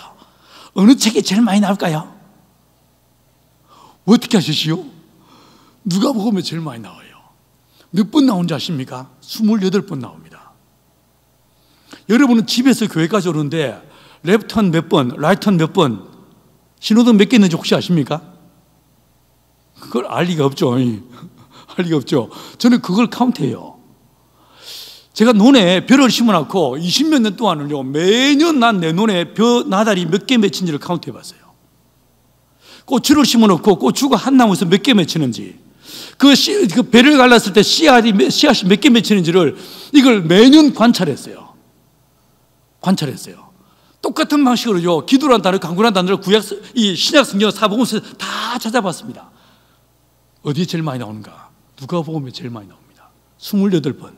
더 재밌는 건요, 28번 중에 4번을 제외하고 24번이 예수님의 기도를 다루고 있습니다. 누가복음 1장에서 보시면요, 이 누가는 예수님을 직접 만난 적이 없는 것 같습니다. 근데 이 사람 뭐라고 했습니까? 나도 그 근원부터 자세히 미루어 살펴보았다라고 했죠. 이 사람이 갈릴리 지역에서 혹은 예루살렘 지역에서 예수를 만났던, 예수를 경험했던 수많은 증인들을 만나본 거예요. 그리고 자료들을 채집한 거예요. 채집한 결과 그들의 기억 속에 남아있는 모든 사람들의 공통 기억이 무엇이었는가? 그가 육체에 계실 때의 심한 통곡과 눈물로 자기의 소원과 간구를 아뢰시는 분이 예수였다는 거예요. 새벽 5일에 밀매에 깨어 기도하시고 밤이 맞도록 기도하시고 한적한 곳으로 가서 기도하시는 분이 예수더란 거예요. 여러분, 우리는 이 공간을 뭐라고 부릅니까? 채플이라고 부르죠. 예배당이라고 불러요. 이게 진짜 예배당입니까? 성경은 이 공간을 뭐라고 말합니까? 이걸 예배당이라고 말한 적이 없습니다. 이 공간을 뭐라고 말했습니까? 만민의 기도하는 집. 맞죠? 이곳은요, 만민이 기도하는 집인 거예요. 원래 이곳에서 뭐 해야 되는가? 기도해야 되는 거예요. 다르게 말할까요? 성도는 뭐 하는 사람들인가? 하나님과 세상 속에서 그 사이에서요, 기도하는 사람들이 성도들인 거예요. 이 땅에 슬픔을 당하고 환난 당하는 수많은 영혼들을 가슴에 품고 하나님의 보좌 앞에 예수 이름으로 나가서 기도하는 자들이, 이게 바로 성도들인 거예요. 내가 해야 될, 우리가 해야 될 일이 무엇인가? 기도란 거예요. 기도란 거예요. 여러분이 예수였다고 생각해 보십시오. 상상해 보십시오. 저 어느 날 물어봤어요. 주님, 뭐가 그리 마음이 아프셔서 밤마다 그렇게 울면서 기도하셨어요? 밤이 맞도록 기도하셨어요? 무슨 기도 제목이 그렇게 많아서 새벽을 깨우면서 그렇게 기도하셨어요? 무엇을 위해 기도하셨어요? 라고 물어본 적이 있어요. 여러분, 그런 기도해 보셨어요? 주님께서 어느 날 내게요, 뭐라고 말씀하시냐면, 동진아, 너 이 사람들 한번 봐봐. 이 사람들 보고도 그런 말이 나오냐? 라고 하십니다. 이 고통 속에 살아가는 수많은 영혼들, 마음 상한 영혼들, 깨어진 가정들, 고통하며 신앙하는 수많은 영혼들, 주님은 사람을 만드시며 보시기에 좋았더라고 말했지만 하나님을 멀리 떠나 사망당하고 고통하고 슬퍼하고 절망에 빠진 수많은 영혼들을 바라보시면서 주님의 마음이 가만히 있을 수가 없더란 거예요. 그들을 품고 주님의 보좌 앞으로 나가더란 거예요. 이 자리로 이제는 누구가 나오기를 원하시냐면 우리가 이 세상을 품고 하나님 앞에 나오기를 바라시는 거예요. 그래서요, 성도들을요, 기도의 사람이라고 말하는 거예요. 쉬지 말고 기도하라고 말씀하시는 거예요. 이 공간을 채플이라고 말하지 않고 만민이 기도하는 집이라고 말씀하시는 거예요. 여러분, 우리가 하나님의 보좌 앞에 예수 이름으로 나가서 기도하는 사람으로 설 수 있게 되기를 간절히 축원합니다. 하나님은 저와 여러분을 결렬된 하나님과 세상 사이에 세우시고 이 세상을 위해서 기도하는 사람들로 우리를 부르신 거예요. 그 일을 감당하라고 하나님께서요, 우리 안에 성령의 충만함을 더하시는 거예요. 기도에 영감을 주시고, 기도에 능력을 주시고, 기도에 인내를 주시고, 기도에 권능을 주시는 거예요. 이 권능으로 무시로 깨어 성령 안에서 기도할 수 있는 저와 여러분들에게 간절히 축원합니다. 사도들을 보십시오. 예수님은 기도하는 분이었지만 사도들을 진짜 기도할 줄 모르는 인간들, 우리하고 비스무리한 인간들이었어요. 맞죠? 1시간만 깨어서 날 위해 기도해야 되라고 했지만 다 잠들었던, 이게 좀 기도했나 싶어서 실론 뜨고 쳐다보면 5분 지났어. 좀 기도했나 싶어서 쳐다보면요 7분 지났어. 1분 지났어. 늘 기도에 익숙지 못한 게 저와 여러분들이고 이게 베드로와 사도들이었습니다. 그런데 이 사도들이 성령의 충만함 받고 나니까 어떻게 바뀝니까? 우리는 기도와 말씀 전하는 일을 전무하겠다. 기도의 사람으로 바뀌게 됩니다. 하나님의 성령, 그분은 펠로십의 영이십니다. 코이노니아의 영이십니다. 하나님과 우리 사이에 막힌 담을 허무시며 하나님의 보좌 앞으로 기도의 자리로 나가도록 이끄시는 분이 누구신가? 성령이시란 거예요. 교통케 하시는 거예요. 여러분, 이 교회가 기도하는 공간, 이게 가장 중요한 의미라는 사실을 마음에 자각하시고, 정말 우리가 이곳에서 환난 당한 자들, 빚진 자들, 억울한 자들, 강도 맡은 자들을 위해서 기도하는 저와 여러분 되기를 간절히 축원합니다. 하나님께서 우리 안에 세 번째로 주시는 권능이 무엇인가? 기도 외에 권능을 주시는 거예요. 저와 여러분들도 하나님의 성령의 충만을 받으면 동일하게 기도의 능력이 주어지게 될 줄 믿습니다. 저는 마지막으로 요한은 무슨 말하고 있습니까? 요한복음 맨 마지막에 나와 있는 예수님의 캐리그마는 어떤 말씀으로 끝을 맺고 있습니까? 요한복음 21장 18절은 이렇게 말합니다. 내가 진실로 너에게 이르노니 베드로야, 네가 젊어서는 네가 원하는 곳으로 띠를 띠고 다녔으나 늙어서는 사람들이 네 팔을 벌리고 너에게 띠를 띠우고 네가 원치 않는 곳으로 너를 끌고 가게 될 것이다 라고 말씀하십니다. 그런데 어떤 말씀인지 좀 헷갈리는 이 말씀하신 다음에 19절에서 이 말씀을 부연 설명하시기를, 주께서 베드로에게 이렇게 말씀하신 것은 베드로가 어떠한 죽음으로 하나님께 영광을 돌릴지에 대합니다 라고 말하고 있어요. 무슨 말일까요? 요한은 무슨 말하고 있습니까? 요한이 말하는 맨 마지막 주님의 캐리그마, 이건 어떤 의미를 담고 있는 것 같습니까? 성령 충만하면 우리가 어떤 사람으로 바뀌는가? 누군가를 위해 죽는다라는 거예요. 순교한다는 거예요. 진짜 예수를 제대로 믿으면 어떻게 되는가? 나를 위해 살지 않고 예수님처럼 산다는 거예요. 예수님이 어떤 분이셨습니까? 이 땅에 오시되, 인자가 이 땅에 오시되 그는 살려고 하지 않으시고 많은 사람의 대속물로 죽기 위해서 오신 분이 우리 주 예수님이셨어요. 맞죠? 여러분, 주님은 이 땅에 살러 오신 분이 아니었어요. 죽기 위해서 오신 분이었어요. 인자가 온 것은 섬김을 받으려 아니라 도리어 섬기라고 많은 사람의 대속물로 어린 양으로 죽임을 당해 피 흘리기 위해서 오신 분이 우리 예수님이셨어요. 여러분, 동일하게 우리가 진짜 예수를 제대로 믿으면 어떻게 되는가? 정말 성령 충만하면 어떻게 되는가? 나도 예수님처럼 순교한다는 거예요. 진짜 예수를 잘 믿으면 어떻게 될까? 죽는다라는 거예요. 좀 아이러니하죠.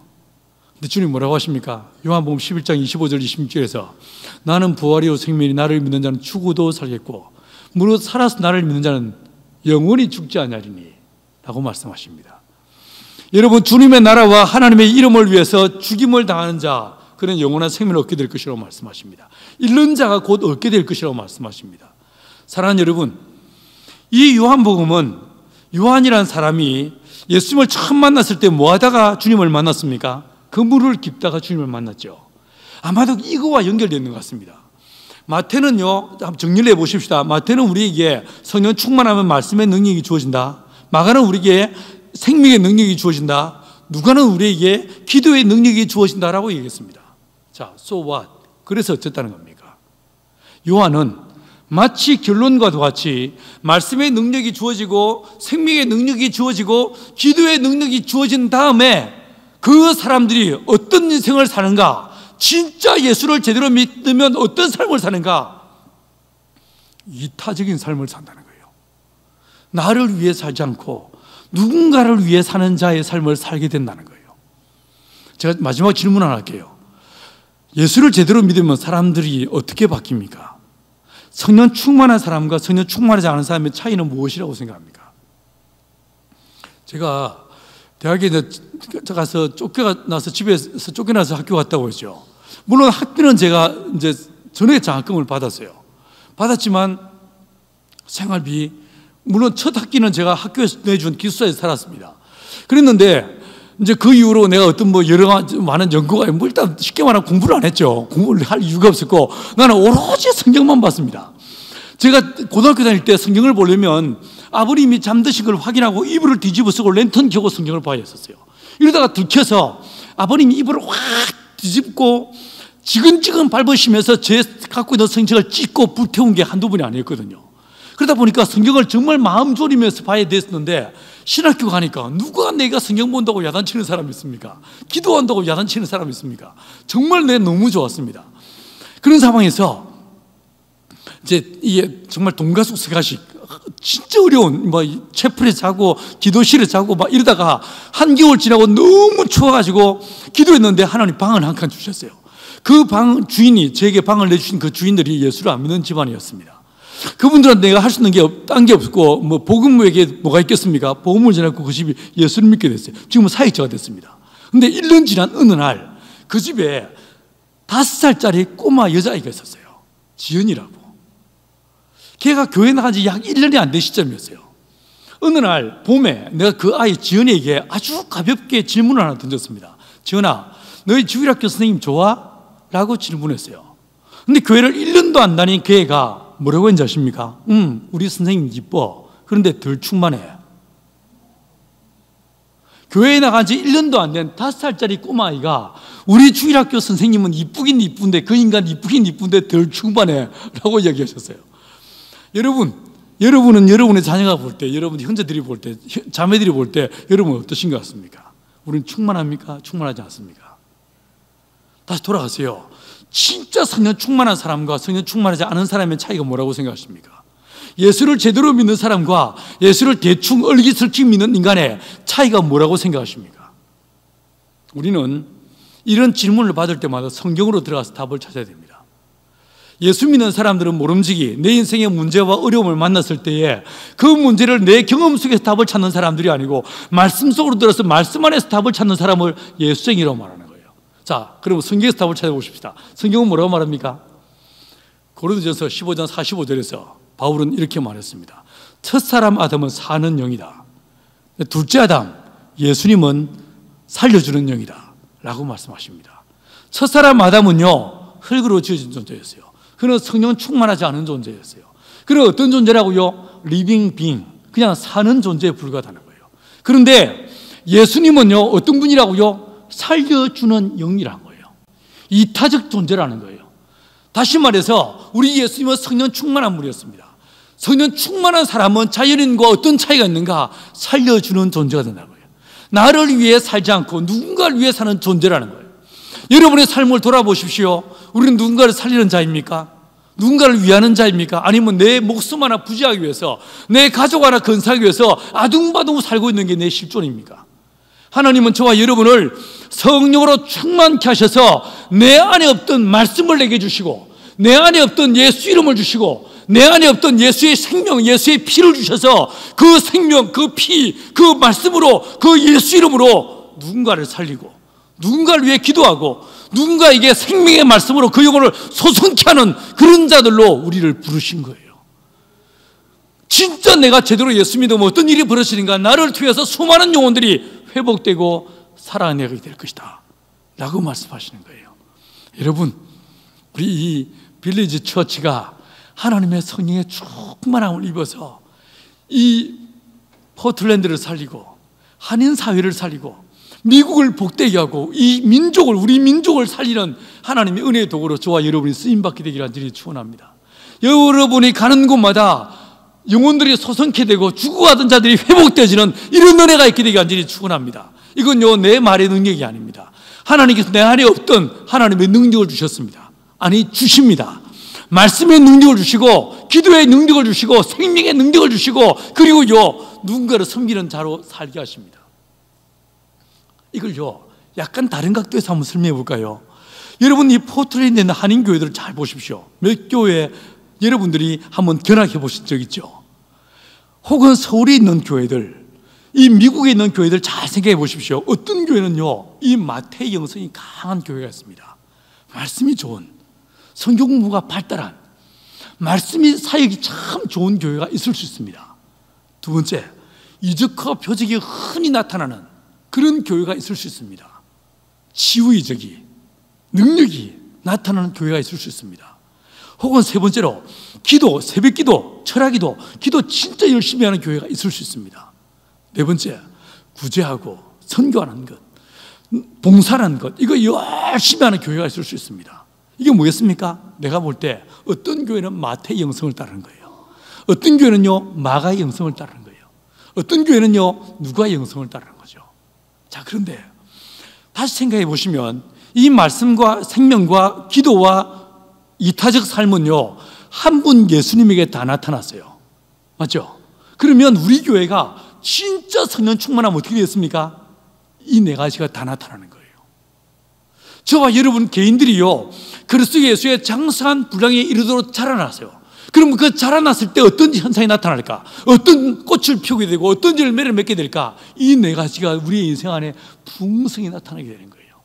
우리 빌리지 처치의 온 성도들 안에 하나님의 성령이 역사하셔서 여러분 안에 말씀의 권능과 이적과 표적의 권능과 그리고 기도의 권능이 주어져서 나도 예수님처럼 사도들처럼 누군가를 위해 나를 내어주는 하나님의 사람들로, 예수의 증인들로 쓰임받는 저와 여러분의 인생 되기를 간절히 축원합니다. 기도하시겠습니다. 여러분 이 시간 합심해서 한번 기도하실까요? 주님, 우리 안에 성령의 충만함을 더하여 주옵소서. 그래서 주님, 내 안에 없던 하나님께서 약속하신, 예수님 내게 말씀하신 기도의 권능이, 그리고 생명의 권능이, 말씀의 권능이 주어지게 도와주셔서 주여, 나도 예수의 증인으로, 예수의 제자로 살게 하여 주옵소서. 내 가족 안에서, 우리 사는 마을 안에서, 한인 소사이어티 안에서 하나님 우리 모두가 예수의 증인으로 쓰임받게 하여 주옵소서. 함께 합심해서 통소로 다 같이 기도하며 나아가시겠습니다. 존귀하신 아버지 하나님, 은혜와 사랑을 감사합니다. 하나님 아버지, 오늘 이 저녁 주님께서 하나님의 성령을 우리에게 보내시고 우리를 성령으로 충만케 하셔서 우리 안에 내 안에 없던 하나님의 말씀의 권능을 허락하시고 생명의 능력을 주시고 기도의 능력을 주셔서 나도 예수님처럼, 나도 사도들처럼 예수의 증인으로 살게 하시는 주님의 아름다운 계획들을 보고 듣고 기도하게 하시니 감사합니다. 주님, 이 자리에 모인 모든 주의 백성들 안에 성령의 충만함을 더하여 주옵소서. 아버지 하나님, 하늘 문을 여시고 아버지 약속하신 바 위로부터 능력으로 피우게 하여 주옵소서. 하늘 문을 여시고 아버지의 성령으로, 하나님의 영으로 충만케 하여 주옵소서.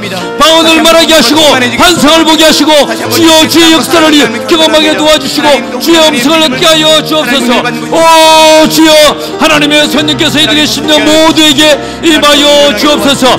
하나님 아버지, 이 교회를 성령으로 충만케 하시고 날마다 주의 권능으로 덧입으셔서 예수의 증인으로, 예수의 제자로 사는 우리 모두가 되게 하여 주옵소서. 그렇게 역사하실 주님을 찬양합니다. 주여, 역사하여 주옵소서. 할렐루야, 할렐루야. 하나님 아버지, 주님 우리에게 말씀하시기를 내가 너희를 보내는 것이 양을 이리 가운데 늑대 가운데 보낸 것 같다고 말씀하셨습니다. 이런 우리를 결코 홀로 보내지 않으시고 우리 안에 성령을 보내시고 우리 안에 성령으로 말미암아 거룩한 권능을 더듬히신 주님을 찬양합니다. 주님, 하늘 문을 여시고 오늘 이 시간 우리 모두에게 성령의 충만함을 더하여 주옵소서. 하늘의 권능을 더듬혀 주옵소서. 아버지 약속하신 바 위로부터 능력을 더듬게 하여 주옵소서. 주여, 성령으로 충만케 하여 주옵소서. 방언을 말하게 하시고 환상을 보게 하시고 꿈을 꾸게 하시고 주의 음성을 얻게 도와주십시고 우리가 기도할 때 귀신이 떠나고 변론자가 치유되는 이런 역사들이 나타나게 하여 주옵소서. 그래서 주님, 이 교회에서 하나님의 거룩한 역사심을 날마다 경험하며 잃어버린 영혼들이 이 권능을 보고 죽게 돌아오는 역사들이 많이 있게 하여 주옵소서. 하나님 아버지, 이 자리에 있는 모든 주의 백성들 한 사람 한 사람 모두에게 주의 능력을 더하시되 말씀의 권능을 더하시고 이적과 표적의 권능을 더하시고 기도의 능력을 더하여 주셔서 하나님, 우리도 예수의 증인으로 살게 하여 주옵소서. 주님, 역사하여 주옵소서. 함께하여 주옵소서. 오 주여, 역사하여 주옵소서. 주님을 찬양하옵고 그렇게 역사하실 주님의 이름을 높여드리며 예수님의 이름으로 기도했습니다. 아멘. 아멘.